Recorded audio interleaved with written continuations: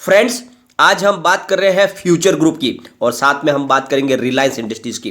Future group को लेकर बहुत बड़ी न्यूज निकल कर आई है। क्या है वो न्यूज और क्या असर पड़ने वाला है उसका उस डील पे जो होने वाली है रिलायंस और फ्यूचर ग्रुप के बीच में, पूरा उसको हम डिस्कस करेंगे। साथ में रिलायंस इंडस्ट्रीज के स्टॉक में बहुत बड़ी गिरावट हुई मंडे को, जबकि रिजल्ट बहुत ही शानदार था, अच्छा था, तारीफे काबिल था। उसके बावजूद भी बहुत बड़ी गिरावट हुई, भयंकर गिरावट हुई है।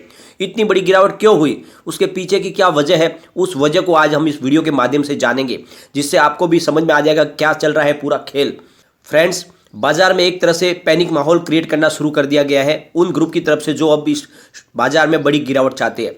वो चाहते हैं कि माहौल बन चुका है और इस माहौल के अंदर ही बाजार के अंदर एक बहुत बड़ी गिरावट की जाए, और इसी के तहत बहुत सारे शेयर जिसमें अच्छी खासी तेजी बनी थी, जिनके रिजल्ट भी सबके दमदार थे, उसके बावजूद भी उनके अंदर जबरदस्त गिरावट शुरू कर दी गई है। और ये पूरा खेल हम इस वीडियो के माध्यम से समझेंगे। लेकिन फ्रेंड, उससे पहले अगर आप पहली बार मेरे चैनल पे आए तो चैनल को सब्सक्राइब कर दीजिए, एक बेल आइकॉन दबा दीजिए ताकि जब भी नया वीडियो बनाऊं पहला नोटिफिकेशन आपको मिले। चलो फ्रेंड्स, वीडियो स्टार्ट करते हैं। मैं हूं आपका दोस्त SB दवे और मेरे चैनल ऑनलाइन कमाई में आपका बहुत बहुत स्वागत है। फ्रेंड्स, सबसे पहले हम फ्यूचर ग्रुप की तरफ चलेंगे। जैसे कि आपको पता ही होगा, फ्यूचर ग्रुप के सारे शेयरों में मंडे को बहुत गिरावट हुई, क्योंकि मामला अभी भी अधर में लटका हुआ है। अमेजन अपनी तरफ से हार मानने को तैयार नहीं है और सामने सिंगापुर इंटरनेशनल ऑर्बिटेशन सेंटर से फिर से उस रोक को आगे बढ़ा दिया गया है। पिछले दिनों सेबी की तरफ से जो अप्रूवल मिला था, उसकी वजह से जो माहौल बना था, जिसमें 5% के जो सर्किट लगे थे, वो सबको एक ही निगेटिव माहौल ने सारा धुला दिया और फिर से प्राइस को नीचे ले आए, यानी सब शेयरों में बड़ी गिरावट हो गई। और इसके पीछे वजह बनी जो सिंगापुर इंटरनेशनल ऑर्बिटेशन सेंटर की 3 सदस्यों की जो कमेटी ने जो आदेश था 90 दिन के रोक का, उसी को आगे बढ़ा दिया और इसी वजह से माहौल बन गया गिरावट का। लेकिन अब एक बड़ी और न्यूज निकल कर आई है। अमेजॉन ने फ्यूचर ग्रुप के खिलाफ दिल्ली हाईकोर्ट में अपील की हुई है और वहां पर सुनवाई चल रही है। अब उस अमेजॉन ने एक नई फ्रेश पिटीशन और लगाई है और उसमें फ्रेश पिटीशन के अंदर अमेजॉन ने फ्यूचर रिटेल और उसके डायरेक्टर की प्रॉपर्टी को जब्त करने का आदेश देने की अपील की है और साथ में प्रमोटर को गिरफ्तार किया जाए, ऐसी उन्होंने पिटीशन लगाई है। अमेजॉन ने अपनी पिटीशन में कहा है कि फ्यूचर रिटेल और Kishore Biyani Singapore international ऑर्बिटेशन centre के फैसले का उल्लंघन कर रहे हैं, जबकि सिंगापुर इंटरनेशनल ऑर्बिटेशन सेंटर की नई टीम 3 सदस्यों की बेंच ने पुराने आदेश को बरकरार रखते हुए सौदे पर रोक लगाने की बात कही है। उसके बावजूद भी फ्यूचर ग्रुप लगातार तेजी के साथ डील को मंजूरी दिलवा रहे हैं। साथ में दिल्ली हाईकोर्ट ने भी डील के प्रोसेस को रोकने की कोई आदेश नहीं दिया हुआ है, यानी पहले जो पुरानी आदेश है उसमें इस डील के प्रोसेस को रोकने के लिए कोई भी बात नहीं कही गई है। जबकि जस्टिस मुक्ता गुप्ता की अदालत ने हमें ये हमें अधिकार दिया था कि हम इस डील को रोकने के लिए पूरी अपनी तरफ से कार्रवाई कर सकते हैं, लेकिन उसके बावजूद भी कोई भी एजेंसी हमारा सहयोग नहीं कर रही है। अमेजॉन ने यह petition under section 17.2 of arbitration and conciliation act 1996 के तहत लगाई है और जिसके तहत जो भी हम बाहर के ऑर्बिटेशन सेंटर से अगर आदेश आता है तो उसके तहत यहाँ पे रोक लग सकती है, ऐसा उनका कहना है। अमेजॉन ने अपनी पिटीशन में लगभग 14 मुद्दों को हाईलाइट किया है और उसमें रिलायंस और फ्यूचर की डील को तुरंत खत्म करने की उन्होंने गुजारिश की है। साथ में किसी भी तरह की एसेट और शेयर के ट्रांसफर पर रोक लगाने की बात कही है और साथ में डील को जो भी परमिशन मिली है उन्हें तुरंत निरस्त करने के आदेश दिए जाए। साथ में उन्होंने कहा कि रिलायंस ने सिंगापुर इंटरनेशनल ऑर्बिटेशन के आदेश के बावजूद भी रिलायंस इंडस्ट्रीज ने फ्यूचर ग्रुप को फाइनेंशियल हेल्प की, जो बिल्कुल एक इलीगल काम है। जबकि वहां से आदेश था तो उसके बाद में आगे प्रोसेस नहीं होना चाहिए, उसके बावजूद भी उन्होंने उसकी फ्यूचर ग्रुप की फाइनेंशियल हेल्प की है। इसलिए तुरंत प्रमोटर की गिरफ्तारी होनी चाहिए और साथ में शेयर होल्डर के साथ में उन्होंने धोखाधड़ी का भी आरोप लगाया। किशोर बियाणी ने उनके शेयर होल्डर के साथ भी उन्होंने धोखाधड़ी की है, क्योंकि पूरे मामले से उनको अवगत नहीं करवाया। तो इस तरह से बहुत बड़ा एलिगेशन लगाया है फ्यूचर ग्रुप और उनके प्रमोटर के ऊपर। कानूनों का उल्लंघन किया, इसलिए उन्हें तुरंत गिरफ्तार किया जाए, साथ में उनकी जो भी संपत्ति है उसको भी जब्त किया जाए। तो इस तरह से बहुत बड़ा एलिगेशन लगा के और एक फ्रेश पिटीशन लगाई है दिल्ली हाईकोर्ट में, अब जिसकी सुनवाई 28 जनवरी से शुरू होगी वापस दिल्ली हाईकोर्ट के अंदर। तो ये मामला अब बहुत ज़्यादा उलझ चुका है और जिस तरह से एक आशा की किरण जगी थी जब सेबी ने अपनी तरफ से इसको डील को मंजूरी दे दी थी, तब हमें आशा जगी थी कि बहुत जल्दी ये डील फाइनल हो जाएगी। लेकिन अब ये मामला और ज़्यादा उलझ गया है। इसमें अब माहौल फिर से गिरावट का बन गया, पैनिक माहौल बन गया, क्योंकि अमेजॉन ने अब डायरेक्ट किशोर बियाणी की गिरफ्तारी की और उसके संपत्ति को जब्त करने की पिटीशन लगा दी है, यानी एक वो 2 कदम आगे बढ़ चुका है। नुकसान रिलायंस इंडस्ट्रीज को भी भुगतना पड़ेगा, क्योंकि डील के साथ वो भी जुड़े हुए और रिलायंस इंडस्ट्रीज में भी ऑलरेडी बहुत ज़्यादा गिरावट हुई है और उसके पीछे एक वजह बनी है एक छोटी सी कमी, वो क्या है हम आगे इस वीडियो के अंदर जानेंगे। सबसे पहले हम रिलायंस इंडस्ट्रीज के कारोबार को देख लेते हैं। मंडे को रिलायंस इंडस्ट्रीज का स्टॉक 2034 पर ओपन हुआ और हाई दिन भर की यही थी और वहां से लगातार इसमें गिरावट बनी, बड़ी गिरावट बनी।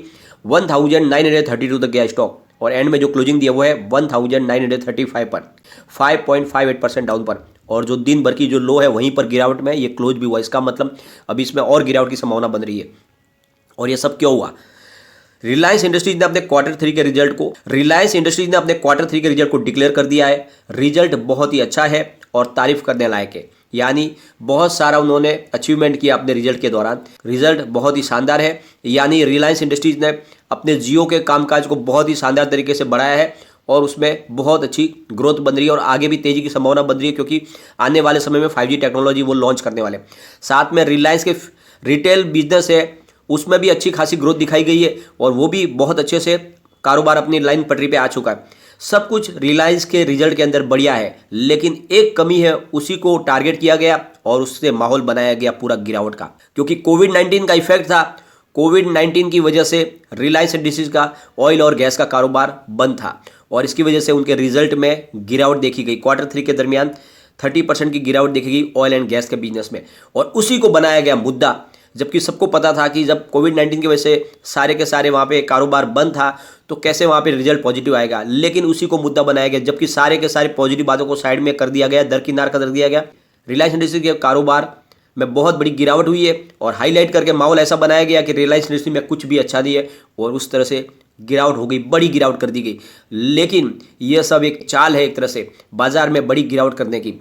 अब वो ग्रुप सक्रिय हो चुका है जो इंडियन मार्केट को गिराना चाहता है, क्योंकि वो लोग पहले अपना माल बेच चुके हैं, अब उनको फिर खरीदारी करनी है। तो जब बाजार एक तरफा बढ़ेगा तो वो खरीदारी नहीं कर पाएंगे और उनको चाहिए निचले भाव से माल, इसीलिए वो चाहते हैं कि एक बार सेंसेक्स के अंदर बड़ी गिरावट हो और वो गिरावट तभी होगी जो बाजार में घोड़े दौड़ रहे हैं उनकी लगाम को कस दिया जाए, उनको एक बार नीचे खींचा जाए। तो इसी के तहत बहुत सारे शेयरों के साथ खेल खेला जा रहा है। ये रिलायंस इंडस्ट्रीज का जो है ये मामला देख लो, इसमें पॉजिटिव न्यूज है, उसके बावजूद भी ऑयल एंड गैस के बिजनेस में, जबकि आप देख लो ऑयल एंड गैस का बिजनेस अभी आगे और तेजी से बढ़ने वाला है, क्योंकि उनके जो 3 गैस के कुएं उसमें से एक में प्रोडक्शन शुरू हो गया, वो कमाई देने लायक हो गया है और 2 कुएं भी अब प्रोडक्शन देने लगेंगे। और जब तीनों कुएं से प्रोडक्शन आएगा तो पूरे हिंदुस्तान की जो गैस की जरूरत है उसका 15% वो अकेला पूरा करेगा। तो कितना बड़ा प्रोडक्शन आएगा, तो कितनी बड़ी रिवेन्यू मिलेगी रिलायंस इंडस्ट्रीज को। लेकिन उन सब बातों को साइड में कर दिया गया, माहौल बना था निगेटिव और बना दिया गया शेयर को गिराने के लिए। यह एक अकेले रिलायंस के साथ नहीं हो रहा, बहुत सारे शेयरों के साथ में हो रहा है। यस बैंक के साथ भी यही किया गया। यस बैंक के अंदर रिजल्ट बहुत ही शानदार था, बहुत अच्छा मैनेजमेंट ने काम किया, लेकिन वहां से भी एक माइनस पॉइंट को उठाया गया। यानी लगातार ये ग्रुप सक्रिय हो चुका है। अब जो भी शेयर बढ़ने वाले थे उन सबको गिराया जाएगा और बाजार के अंदर पैनिक माहौल बनाया जाएगा। तो इस समय आपको संभल के रहने की जरूरत है, आपको किसी के बातों में नहीं आना है। अगर आपने अच्छे स्टॉक में इन्वेस्टमेंट किया हो तो आप शांति से बैठे रहे। रिलायंस इंडस्ट्रीज एक समय का बहुत ही शानदार स्टॉक है, आपको बहुत तेजी देने वाला है। अगर इसमें गिरावट हो भी गई, ये ज़्यादा गिरने वाला नहीं है, क्योंकि ऑलरेडी 3 महीने से ये गिरा हुआ ही है, इसमें कोई प्राइस में बढ़ोतरी नहीं हुई है। तो ये 1900 के नीचे जाने की ज़्यादा संभावना नहीं है। ज़्यादा से ज़्यादा ये 20-30 रुपये और गिर सकता है। आपको खरीदारी का मौका रिलायंस में आपको खरीदारी करनी चाहिए। आने वाले समय रिलायंस इंडस्ट्री में बड़ी तेजी बनेगी। लेकिन सबसे बड़ी बात है, हम जैसे जो छोटे इन्वेस्टर है वो पैनिक जल्दी हो जाते हैं, इस वजह से उनको खेल खेलने का मौका मिल जाता है। उसी खेल को हमें रोकना है और इसलिए ज़रूरी है कि आप उनकी बातों को दरकिनार करें, उस ट्रैप में हमें नहीं फंसना है। लेकिन एक बात का ध्यान रखिए फ्रेंड, चाहे फ्यूचर ग्रुप हो चाहे रिलायंस हो, आने वाले समय में आपको सब इन शेयरों में प्रॉफिट मिलेगा। रिजल्ट जिसका बेहतरीन है वो आने वाले समय में बढ़ेगा ही बढ़ेगा, तो आपको घबराने की जरूरत नहीं है। लेकिन फ्रेंड्स, कोई भी इन्वेस्टमेंट करने से पहले अपने फाइनेंशियल एडवाइजर से एक बार एडवाइस ले ले या अपना खुद का रिसर्च करें, क्योंकि मैंने वीडियो आपके एजुकेशनल पर्पज के लिए ही बनाया। वीडियो पसंद आए तो लाइक शेयर जरूर कीजिए और चैनल को सब्सक्राइब कर दीजिए। Thank you friend.